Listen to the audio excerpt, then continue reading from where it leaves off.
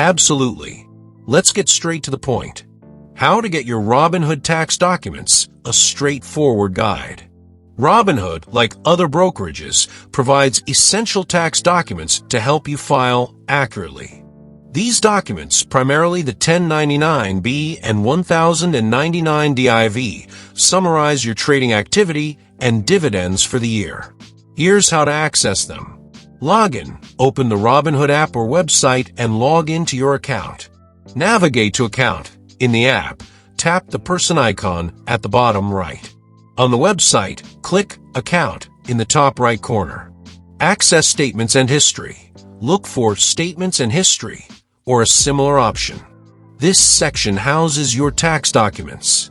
Tax documents. Within Statements and History, you'll find a dedicated Tax Documents area. Select the relevant tax year. Download. Your 1099 documents will be available for download, typically in PDF format. You can then save or print them as needed.